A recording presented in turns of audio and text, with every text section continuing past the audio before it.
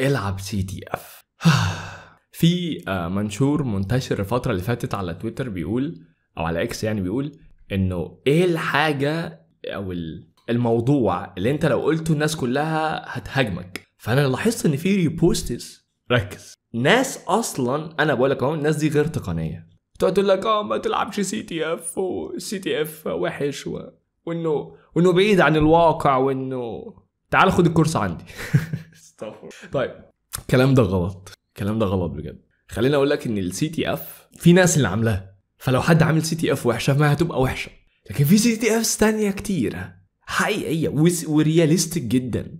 ده بالعكس، ده في سي تي اف كامله اسمها ريال وورلد سي تي اف، فانت مستني ايه اكتر من كده؟ فمعلش ما تبقاش انت جربت سي تي اف يعني ايه تحت السلم سهله كده، ويعني فاهم في نفس الوقت حاجات doesn't make sense مش منطقيه، وتيجي تقول لك السي تي اف. لا، هو جامد، هو جامد، وده اسرع طريقه تتعلم بيها سايبر سيكيورتي. خلينا اكون صريح، يعني اسرع طريقه ايوه هي السي تي اف. انت مش شايف الكاس هناك هو اللي لا مؤاخذه يعني. المهم والدليل ان اقوى ناس في الهاكينج، اقوى ناس بيلعبوا سي تي اف. لكن انت تخيل بوينت اون، ديفكون، ريال وورلد سي تي اف، بلاك هات، هاك ذا بوكس، سايبر ديفندرز. فما تبقاش انت اللي بتجرب حاجه غلط وتيجي تقول لا.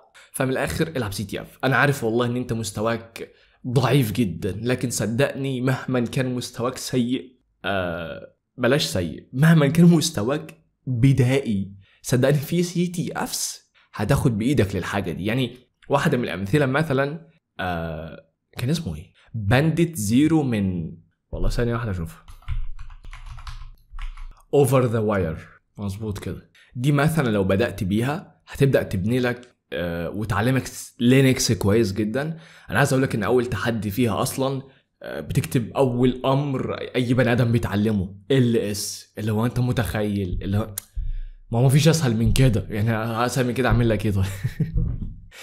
فمهما كان مستواك بدائي هتلاقي في منصة او مكان تتدرب فيه يساعدك في الحاجة دي. وخصوصا الفترة الجاية هبدأ انزل تحديات بنفسي انا بحل سي تي اف، وتبقى مرجع للناس. لكن قبل ما ابدأ تكون انت بدأت، لانه بص لو انت مستنين انا اللي ابدأ لك والله انت ما هتبدأ. يعني خلينا نكون واضحين يعني، لان دي معضلة تسويف، procrastination، وانا هتكلم عليها في حلقة تانية بصراحة، لانها ضيعت من حياتي تقريبا 4 سنين. which is ده رقم مرعب، يعني 4 سنين كاملة بسوف ان انا ابدأ القناة دي. فانا هعمل لكم حلقة تسويف مش بعيد اصورها وانا قاعد يعني.